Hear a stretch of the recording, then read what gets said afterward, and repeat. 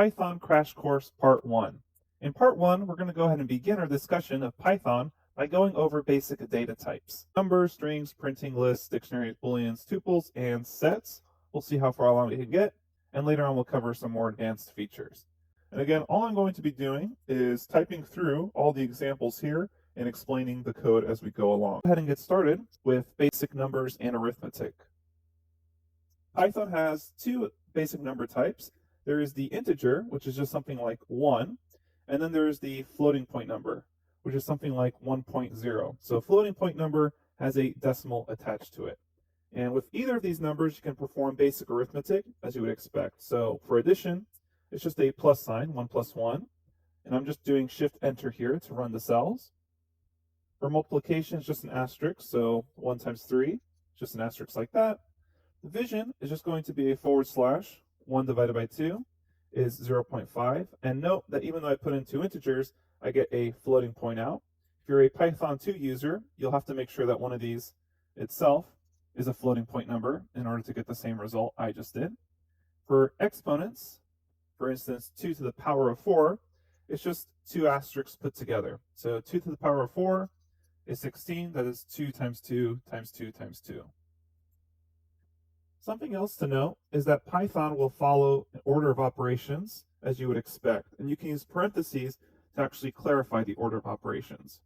For instance, if I go ahead and type in 2 plus 3 times 5 plus 5, mathematic order of operations would actually declare the multiplication to occur first and then the addition. So if I run this, I will get 15 plus 2 plus 5. So 15 plus 7 is 22. If you actually want to say something like 2 plus 3 times the result of 5 plus 5, you can use parentheses in order to just clarify your order. So you can use parentheses in this manner to actually say 5 times 10, which will get you 50. The last arithmetic operation I want to show you is the mod function. So the mod function, or modulus as it's also known, is the percent sign in Python. And it basically will return what remains after a division. So 4 divided by 2 is 2 remainder 0. So when you run 4 mod 2, you'll get 0 as the output. 5 divided by 2 is 2 remainder 1, since 4 plus 1 is 5. And so you'll get out the remainder 1. And this is a nice way to check if numbers are even. So you'll know that if, for instance, 8 mod 2 returns 0, that 8 is an even number because 2 goes in evenly to that number. And it has remainder 0. Now let's talk quickly about variable assignments. A lot of times you'll want to pick variable names in order to assign some object or data type to a variable name. In Python, the assignment operator is just an equal sign. So you'll choose the name of your variable by just starting to type stuff out, such as var. Then you'll say equals, and then whatever object type you want to put in there. So for instance, we can put in 2, and then whenever I call that variable name var, I will get a 2 out. So for instance, I can say x is equal to 2, y is equal to 3, and now I can actually say x plus y and get out 5. I can also reassign x by defining it by itself. So I can say x is equal to x plus x. So that will end up resulting as x is equal to 4. And now whenever I call x again, it's going to be equal to 4. Meaning if I were to run that cell again, the x equals x plus x, every time I run it, it's essentially going to double the value of x. And it's going to reassign x as its old double value. All right. A couple rules about creating these variable names. They shouldn't start with numbers. So you can't say something like 12 var is equal to 12. Otherwise, you'll get a syntax error. And it'll warn you that it's invalid syntax. It'll actually give you the error. So you can't start off with numbers. And you also can't start off with special symbols. So you can't say something like $var. You'll start getting problems here. So you'll get errors with syntax. They should just start with a lowercase letter. If you want to chain together multiple words, you should use an underscore to separate them. So name underscore of underscore var. Other languages have you use a period to separate this. For Python, the proper syntax is to use an underscore. Now let's go ahead and talk about strings. So I'm going to make a comment by putting in a hashtag, strings, and anything with a hashtag in front of it, you'll notice it's colored differently, and it's because it's a comment, so it's just not going to run. So you can type in whatever here, it won't run. All right, let's go ahead and move on to strings. And I'm going to go ahead and zoom in a bit so you get a better view of this. And for strings, there's two ways of creating a string. You can use single quotes, and note how the color has changed, indicating that this is a string, or you can use double quotes. So this is a string. And then you can also wrap double quotes around single quotes. So let's say you have a sentence that says something like this, like, I can't go. So if you have this single quote, but you want to keep it inside, then you can just wrap this around double quotes. And you'll notice that that single quote gets retained within the string. So if you ever are having to deal with either you want a single quote or a double quote inside of a string, you can always just wrap it around another set of either double or single quotes, depending on what's on the inside. Okay, let's go ahead and talk about printing strings. I'm going to make a variable called x and assign it the string hello. For Jupyter Notebook, if I just type in x, it will show without, and then it will show the quotes hello here. And this is essentially the same thing as if you were to type this directly into the console in Python. Just typing in the variable x will output the string hello. For Python, however, if you want to actually print the outputs of x, you'll have to pass it into the print function, which is going to be print, parentheses, and then x inside of those parentheses. And note now the difference here. I don't have that out indicator anymore, and I don't have the single quotes anymore. So this is how you should officially display stuff when you're trying to show the result in Python. You should use the print statement. Now let me go ahead and show you how you can format your print statements. Let's say I have a variable num is equal to 12 and a name equal to Sam. Now I want to actually print stuff based off those variables. I can do that with print formatting. I'll take a string and say my number is, and I will pass in a block of quotes or curly brackets there. And my name is, and I'm going to pass in another set of curly brackets. And then I'm going to say dot format. And note how it's colored here to indicate that this is a special method off of this string. And then what you can go ahead and do is pass in the variable names in the order you want them to be filled into these curly brackets. So if I just type this in and run this, what Python does is it reads that you have curly brackets here in your string and that you have dot format, and it will put them in the order you want. So it'll say, okay, num gets replaced here for these curly brackets, and name gets replaced here for these curly brackets. And that's a convenient way for you to use the variable names in your print statements instead of having to write out 12 or Sam all the time. And note that I'm actually not printing this yet. I'll have to wrap this entire thing around the print statements. So make sure your parentheses are balanced, and you can see just by selecting one of the parentheses, they get highlighted green. But now if I run this, this has truly been printed, and I no longer have that out cell. The other way you can use print formatting is to say, if we go ahead and change this up, you can pass in a variable into the curly brackets. So I can say 1 inside of the curly brackets and 2 inside of the curly brackets. And now that I've passed in these names, I can go ahead and inside of my dot format statement, say 1 is equal to, and then whatever variable I want 1 to be equal to. In this case, I want it to be equal to that num. And then 2, I wanted it to be equal to name. And if I run this, I'll get the exact same result.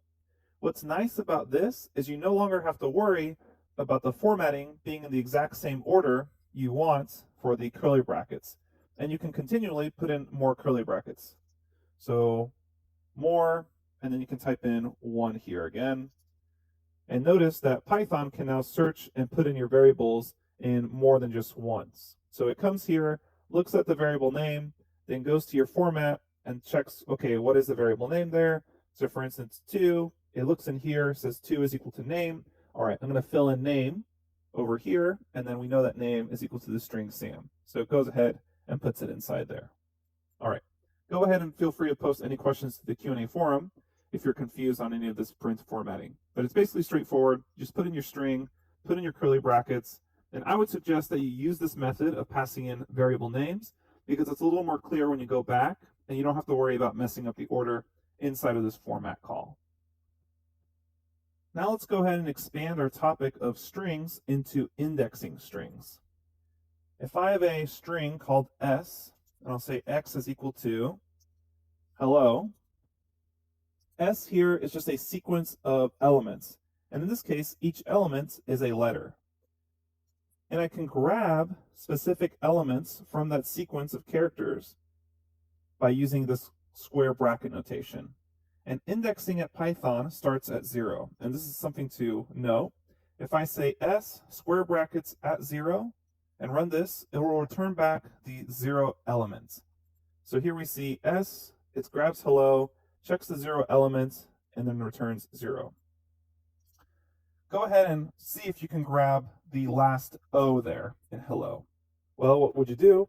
You would say, well, what space or index is it at? It's at 0, 1, 2, 3, 4. You would put in 4 into these brackets and grab that O out. The other thing to note is you can also use what's known as slice notation to actually just grab slices of this string. I'm going to go ahead and type in, instead of s is equal to hello, I'll say A, B, C, D, E, F, G, H, I, J, K. I'll run that. And now what I'm going to go ahead and see is if I type in s of 0 right here in this brackets, I should get A back. Okay, that makes sense. Let's say I wanted to grab everything like A and beyond. Well, I can use colon notation, which is also known as slice syntax, in order to do this. I will say s of 0, pass in a colon, run this, and this colon basically says, okay, starting at 0, grab everything beyond it. And this notation works the other way around. I can say grab everything with the colon up to a certain index. So let's say I say A, B, C, D. So D is at index 3, 0, 1, 2, 3. If I pass in 3 here, this is basically commanding Python to say, okay, grab everything up to, but not including, index 3.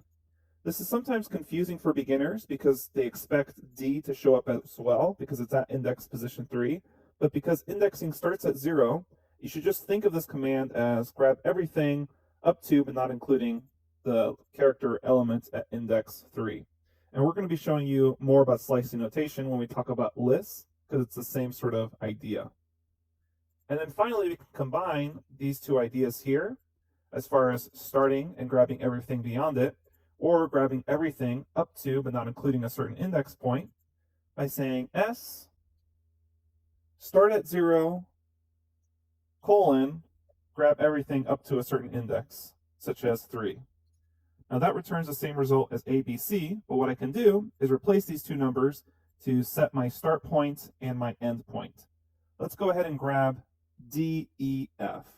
So D starts at index 3, meaning if I go ahead and replace this, I'm going to start at index 3, 0, 1, 2, 3, and then I'm going to go up to, but not including, G. So that's 0, 1, 2, 3, 4, 5, 6. So I'm going to say 3, colon, 6, run that, and I get D, E, F. Again, it's just the index you start at, that's included, colon, which means grab all the way through, and then your last index is the index that you don't include because indexing starts at 0. So G is not included, even though G was at index 6. Okay, we'll again reiterate this idea when we talk about lists, which is coming up right now. Lists are a sequence of elements in a set of square brackets separated by commas. So here I have a list, 1, 2, 3. List can take in basically any data type. So I can also have a list of strings, A, B, C, and there's no complaints here. I'm going to go ahead and make a variable called myList and set it equal to A, B, C. Run that. And if I want to add an element to the end of my list, I use the append method. I say my_list, append, and then let's say I want to append the letter D. I just run that, and if I check my list now it has appended that value D. And a list is also a sequence just like a string is, meaning if I want to grab the first item in a list, I can use the same bracket notation I did for a string, pass in the index I want, run this, and it will return the item at that index. So 0, 1, 2, where each index point is now separated by a comma. For instance, if I wanted to grab B and C, I can use the same slice notation we just went over. I want to start at index 1 and go all the way up to, but not including, index 3. So I'll say 1:3, and that returns B and C. I can also reassign positions using this index notation. So if I wanted the first element to be something different, I just say my_list, pass in 0 into those square brackets, and then pass in whatever element I want. For instance, I want that element to be new now. So if I grab my list, I see new B, C, D. Something to note here is that you can nest lists inside of each other. So I can say a list 1, 2, and then put in another list, 3, 4. So if I take a look at list, it's a list inside of a list.